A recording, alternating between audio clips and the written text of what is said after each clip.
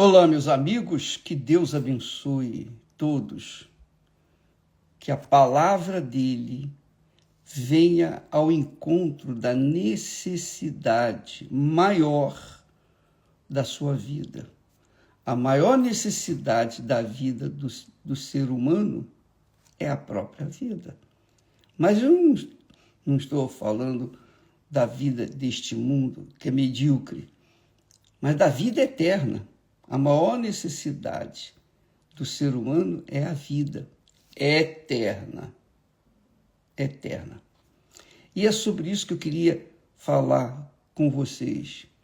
Veja só, nós falamos a respeito do que se a nossa esperança, se a sua, a minha, a nossa esperança em Jesus está só nesta vida, quer dizer, no mundo em que vivemos, neste mundo medíocre que vivemos, então nós somos os mais miseráveis de todos os homens. O que quer dizer? Se você crê em Jesus, se você segue Jesus, você anda nos caminhos de Jesus, focando uma vida melhor, de qualidade neste mundo, você é a mais infeliz das criaturas. Porque Jesus não veio para isso. Ele não veio para curar os enfermos, mas ele curou os enfermos. Ele não veio para curar o corpo, mas ele curou o corpo. Ele não veio para ressuscitar mortos, mas ele ressuscitou mortos. Ele veio para quê? Ele veio para que todos nós tivéssemos vida e vida em abundância. Você conhece esse texto, João 10, se eu não me engano, 10. Eu vim para que tenham vida e a tenham em abundância. Então as pessoas pensam que essa vida com abundância é uma vida igual à dos ricos, os poderosos deste mundo. Não tem nada a ver uma coisa com a outra. Ele veio para trazer vida e vida com abundância, quer dizer, a vida eterna. Então, pense comigo, amiga e amigo. Se a nossa vida, se a nossa fé, melhor dizendo, em Jesus, está limitada à vida neste mundo, nós somos os mais miseráveis, eu diria, os mais desgraçados da face da terra. Essa é a realidade. Porque ele não veio para isso. Ele veio para salvar a vida por toda a eternidade.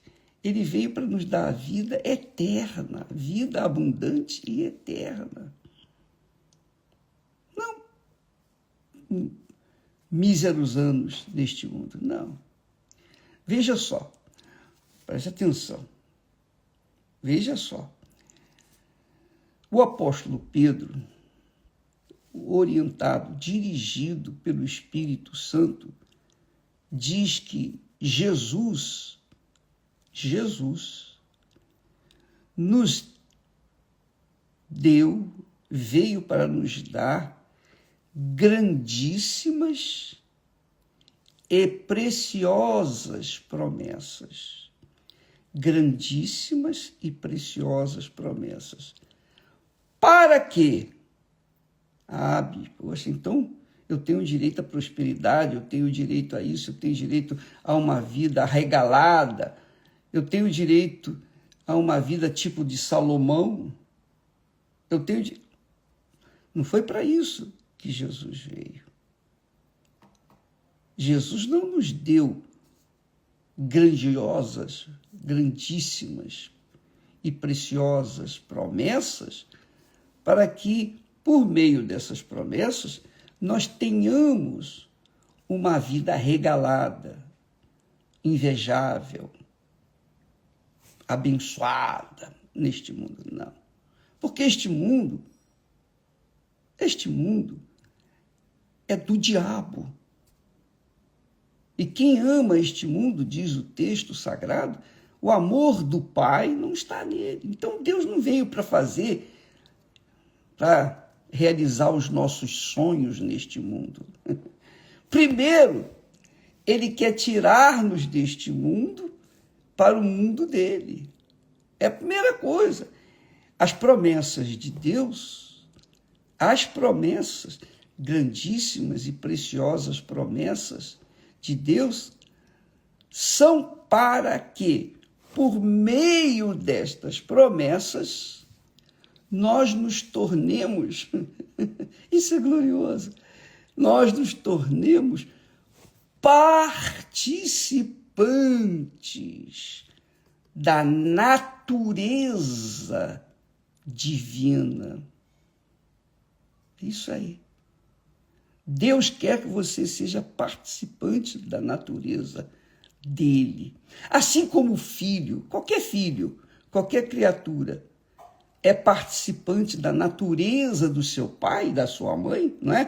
Carrega o DNA da sua mãe e do seu pai. Também Deus quer isso. Ele não quer que você seja apenas um seguidor dele. Jesus não quer isso.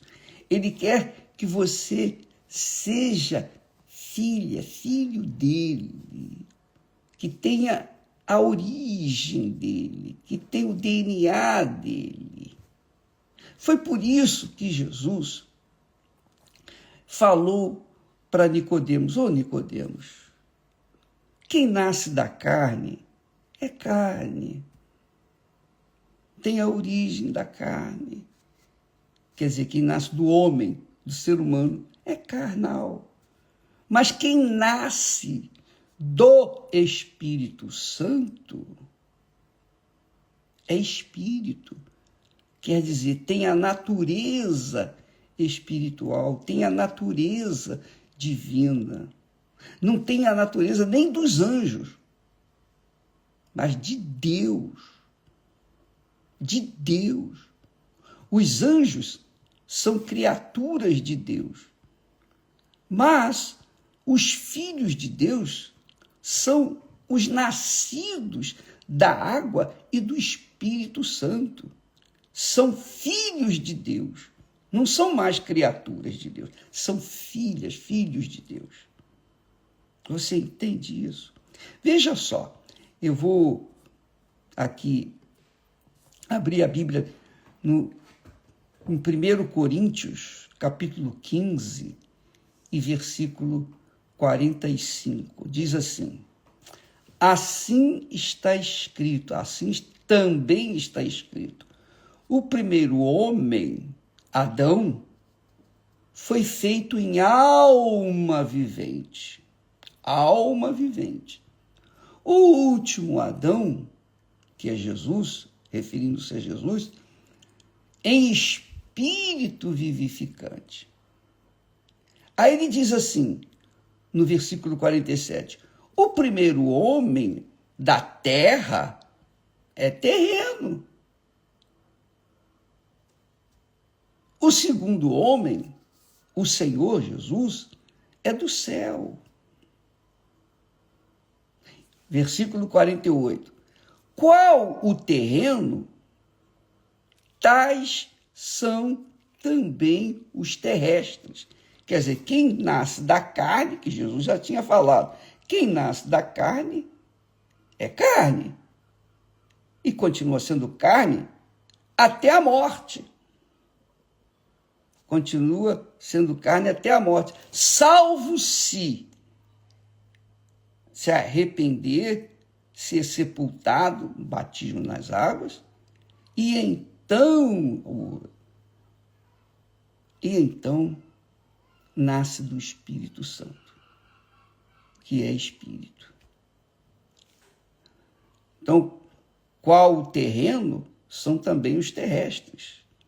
Quer dizer, qual o carnal o nascido da carne, também são os carnais.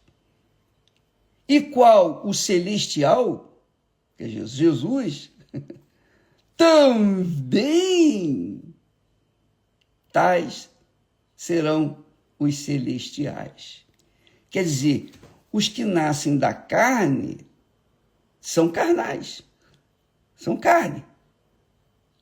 E os que nascem do Espírito Santo, quer dizer, o próprio Espírito Santo, veio a este mundo para gerar filhos para Deus.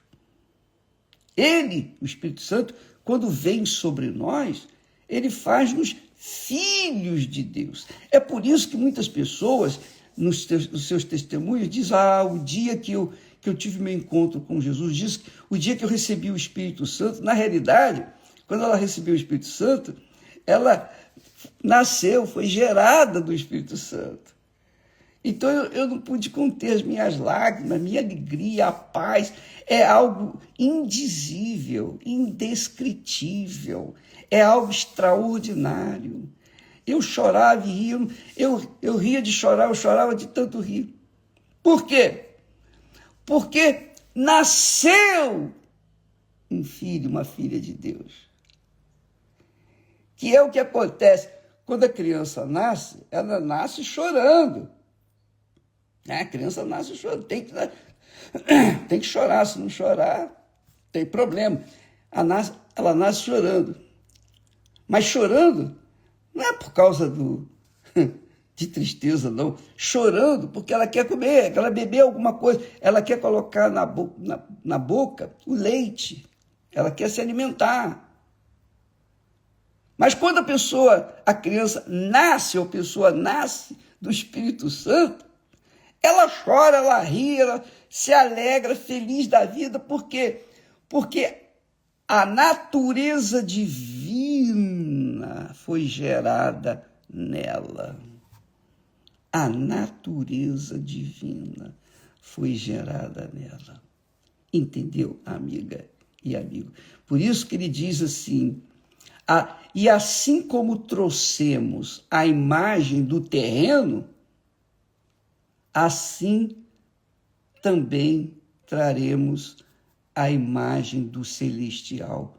Então, quando a pessoa nasce da água e do Espírito Santo, não é mais uma pessoa no mundo, não. Não. Ela é uma nova criatura. Ela é uma criatura divina. Ela é uma criatura cujo DNA é de Deus, do Pai, o que gera filhos. Isso aí, amiga, é extremamente importante. Por isso que o apóstolo também, conduzido pelo Espírito Santo, essa revelação aí, é claro que isso não é da cabeça de Paulo. Não foi Paulo que inventou isso. Mas o Espírito Santo falou com ele. Que é o que o Espírito Santo está falando com você, comigo, com todos nós. E aí ele diz, e agora digo isto, irmãos, se dirigindo aos irmãos. Agora precisa saber que tipo de irmão.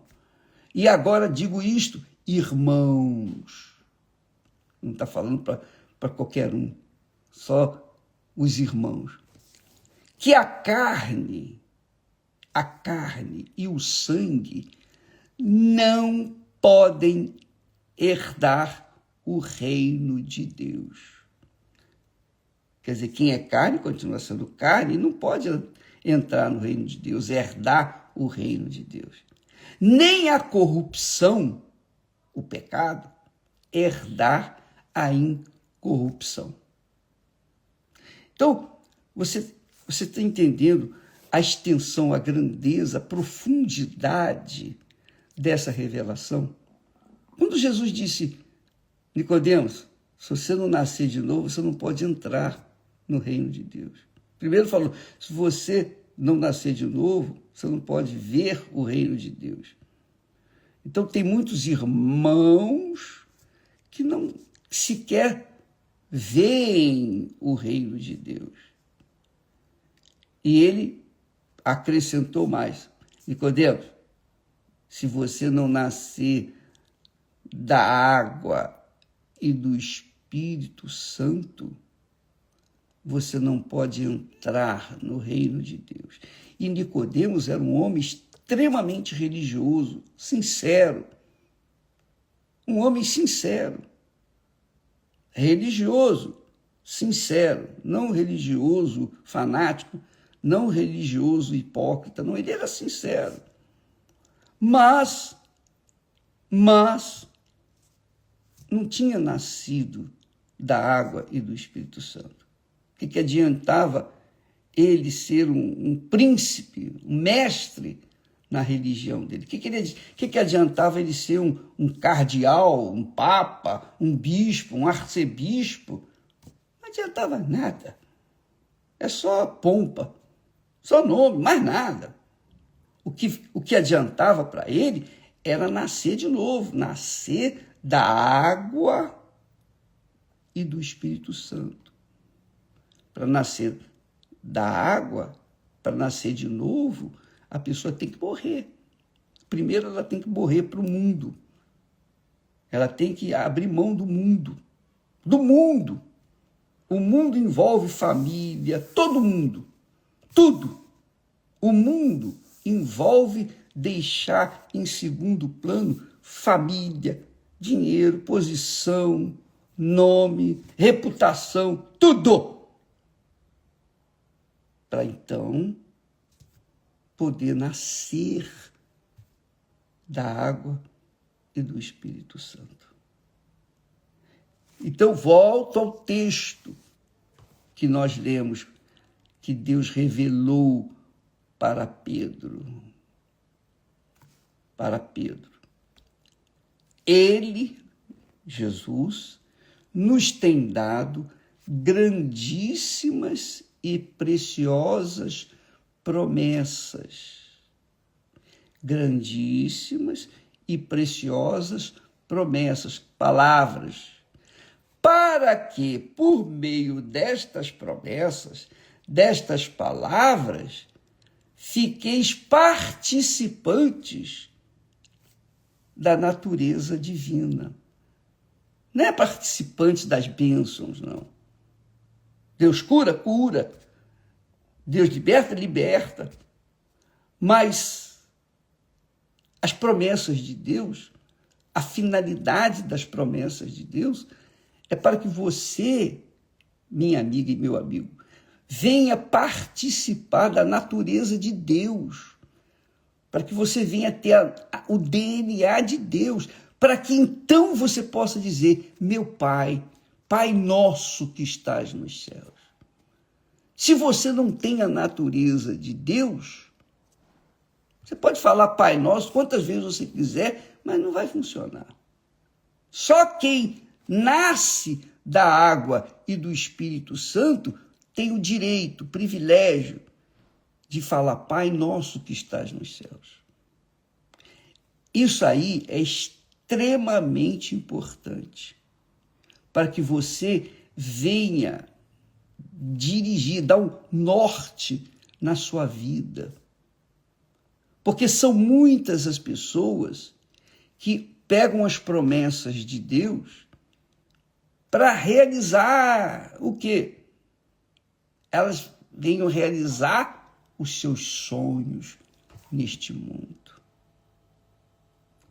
Satisfazer suas vaidades pessoais. Satisfazer suas cobiças. Ganhar o mundo. Mas não vai ganhar mesmo. Já perdeu. Porque ele cita aqui,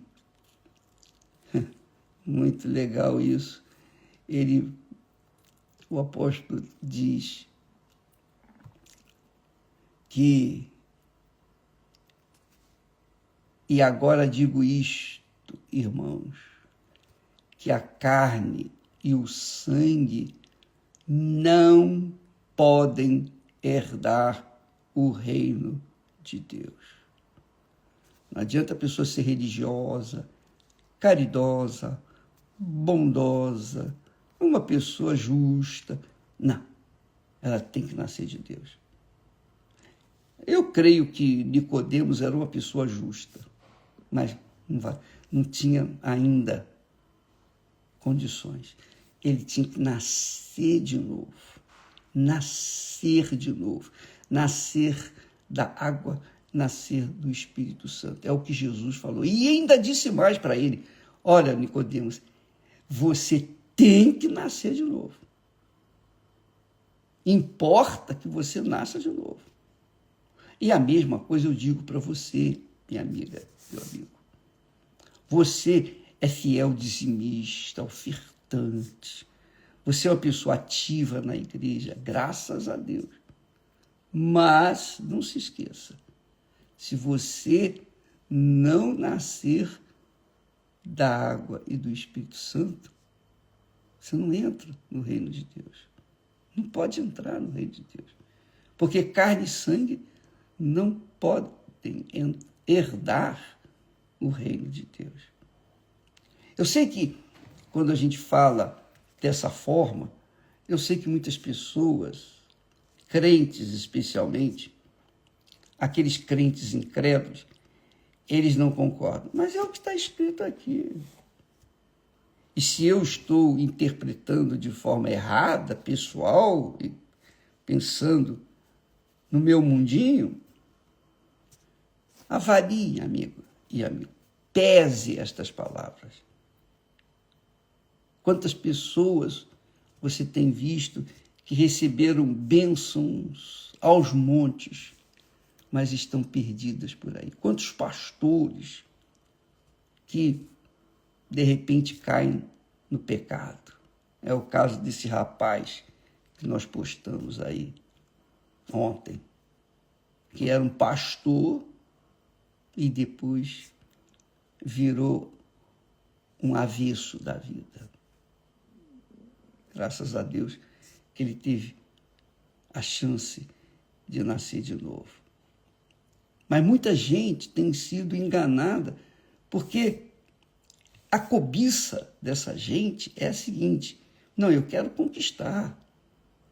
Elas usam as promessas de Deus para conquistarem o quê? As bênçãos deste mundo. Mas este mundo passa, tudo passa, acaba. As bênçãos também acabam. Então, as promessas de Deus não são para realizar os nossos sonhos,